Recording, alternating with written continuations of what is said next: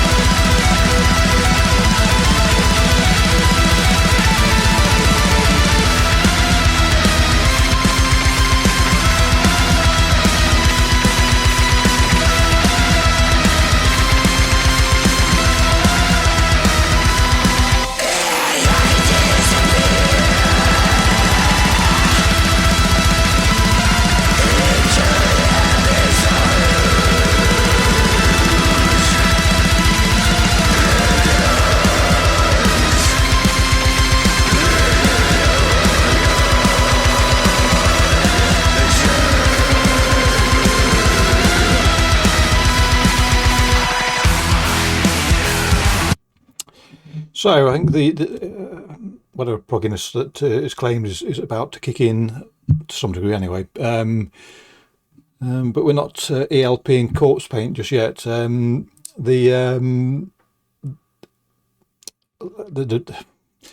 I trying to do?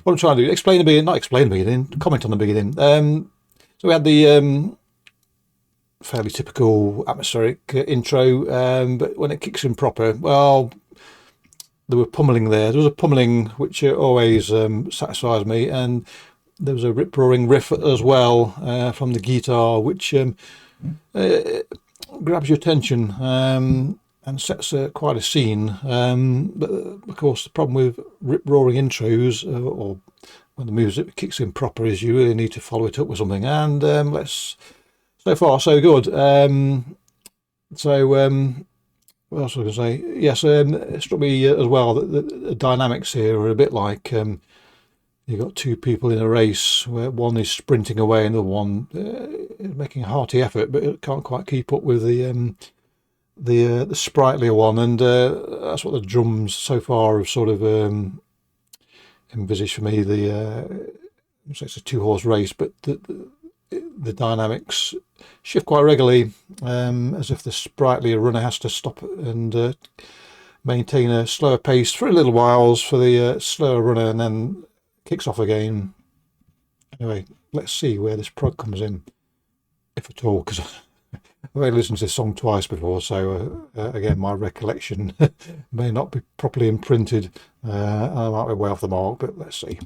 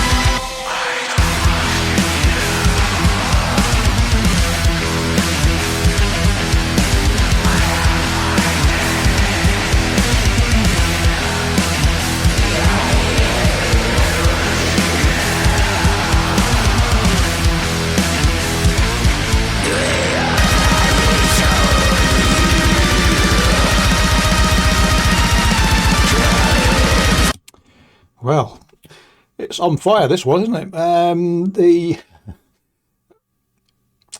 So far I've mistaken in my belief that there's proggy elements to this. I suppose that there were that sort of riff we've just had before it kicked in to the faster stuff again. I suppose, yes, you could say it was an overblown sort of prog riff. It reminded me a little bit, now I think about it, of something Muse would chuck in, but obviously ramped up somewhat. But maybe even it has elements of stoner doom about it, or desert stoner rock or whatever. But excuse me. I'm hoping that the proggy elements come in, if nothing more than to gainsay my developing belief that I can't remember bugger all about songs I listen to. So let's see. But yes, the dynamics here are absolutely spot on for someone like me who likes it rapid and does appreciate, not all the time, but does appreciate that contrast makes the faster sections stand out even more. But it's not just fast; they have. I mean, not anyone, but speed of itself is not enough. It's got to have that panache and flash and vigor and colour to it, and even if that colour in some circumstances of other artists is black. Here we've got a, what do you call it, oxyacetylene torch in use here.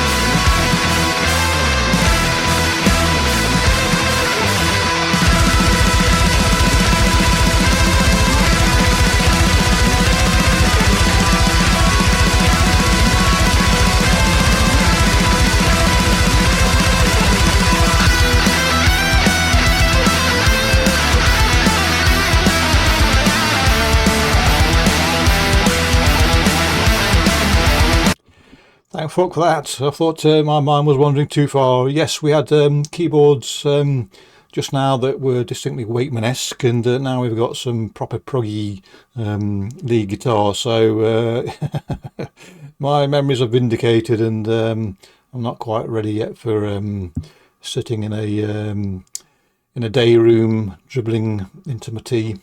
Probably not far off, but I'm staying the sands of time for now. Yes, but this is what can you say? This is accomplished. There's the drive and direction is deliberate. There's no accident here that this is stirring stuff. Excuse me. You know, it is like it reminds me. It's It's a bit like that bar trick, any trick really that involves flammable liquids and setting fire to it in some way or another. So setting fire to your bar like they do in some places, or flambeing your pudding, or setting fire to your Christmas pudding, or setting fire to yourself, but not in the drastic fashion of a Buddhist monk, more of a trick than something as drastic as that. But yes, there are fireworks here.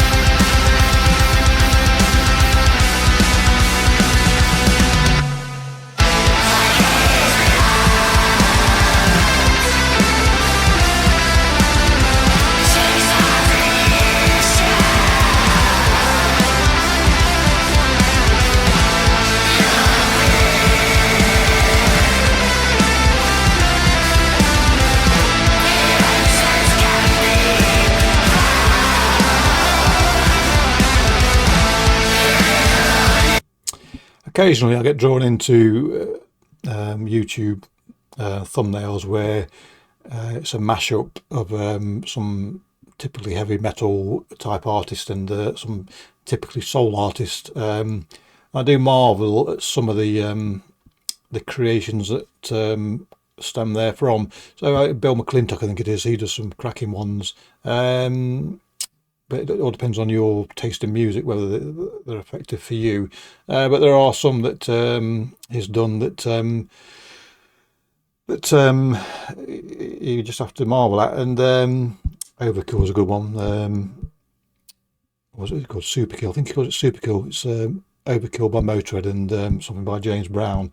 Marvellous stuff. But what we're trying to say? Oh yes, so we are nearly, not quite, into that sort of territory here where you've got a black metal band and a prog rock band being mashed by someone like Bill McClintock. It's not quite the same balance here. It's more, still clearly more black metal than anything else. But those elements of prog rock that are here, thank fuck eventually, are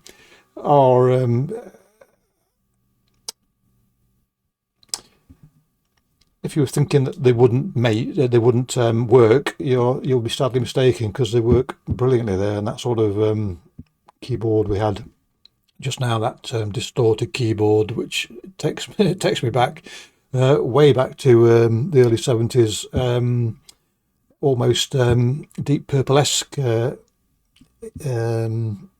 its sound. Anyway, let's go to the end, because I can't remember the end on this. Surprisingly.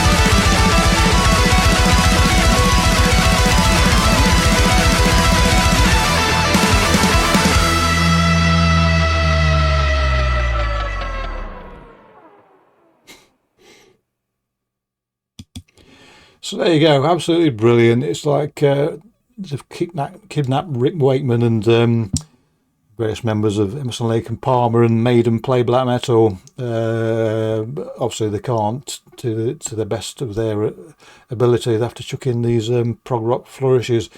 Cracking stuff, works very, very well to these ears. And stirring stuff, brilliant. I can't remember because I frequently misinform myself as to what other tracks sound like. I'm saying that the other 2 tracks on this EP are in a similar vein, but I need to listen to them perhaps again just to confirm that. And let me tell you, for 2 measly quid, you can avail yourself of the same, and I reckon you'd enjoy the experience. Anyway, clicky bollocks, catch you next time. Cheerio.